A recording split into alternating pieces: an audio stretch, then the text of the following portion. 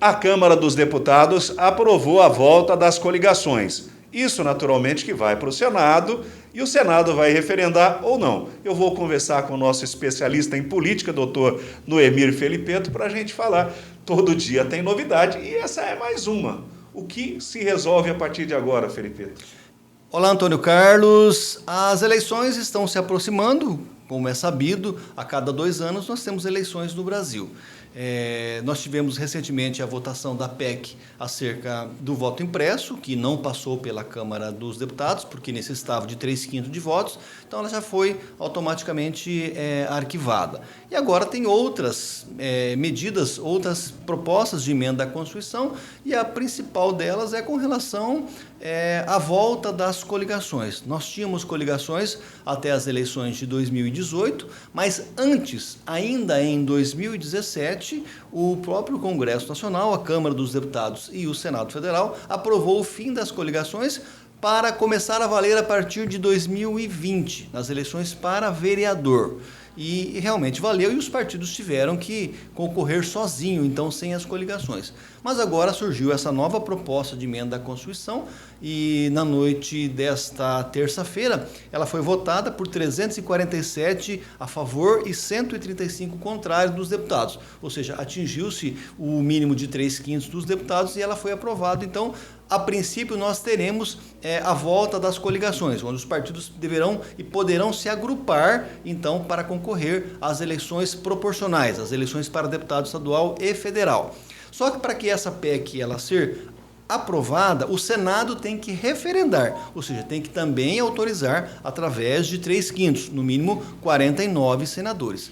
Segundo declarações do presidente do Senado, Rodrigo Pacheco, que deverá colocar em votação nos próximos dias, a tendência é que os senadores não aprovem essa PEC. E em não aprovando, ela volta então para a Câmara dos Deputados e muito provavelmente nós não teremos então as coligações nas eleições de 2022. Mas política é igual a nuvem, como diz o finado Ulisses Guimarães. Então, tudo pode acontecer nessa votação do Senado. A tendência é que não passe, então, pelo Senado Federal. Por que, Felipeto? Favorável dos deputados federais e contrário no Senado, se vier a acontecer? Isso é questão de entendimento. Nós temos mais de 500 deputados federais, Brasil afora. Os deputados federais, eles representam as pessoas, os eleitores. Os deputados federais, cada estado pode ter no mínimo 8 e no máximo 70. Mato Grosso do Sul tem 8, São Paulo tem 70, por exemplo. É de acordo com o número de eleitores. Já o Senado Federal, eles representam os estados. Cada estado, independente do seu poderio econômico, por exemplo, ou não, ele tem 3 senadores. No caso de Mato Grosso do Sul, nós temos aí o Nelsinho Trade, a Soraya Tronic e a Simone Tebet, por exemplo. São os nossos representantes. E no Senado Federal, eles são eleitos a cada 4 anos, 2/3, e a mais 4 anos, no caso em 8 anos, 1/3 dos senadores. Nas eleições de 2018, foram eleitos 2/3 dos senadores. No caso do Mato Grosso do Sul, só para ficar claro, Soraya Tronic e também Nelsinho Trade. Simone Tebet foi eleita lá há 7 anos atrás. Então, na próxima eleição, no Mato Grosso do Sul e no Brasil inteiro, por exemplo, elegeremos um senador. E qual que é a diferença, até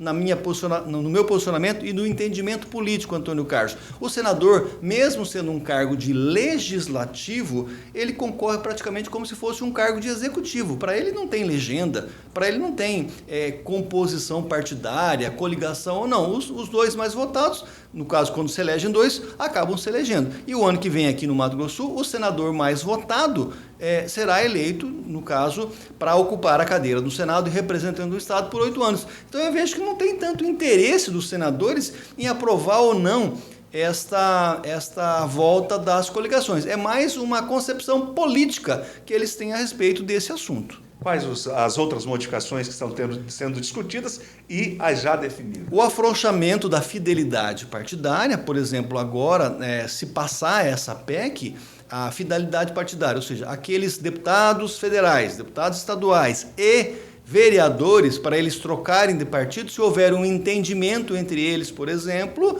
eles podem trocar de partido, a não ser na janela partidária, como acontece agora. por livre e espontânea vontade.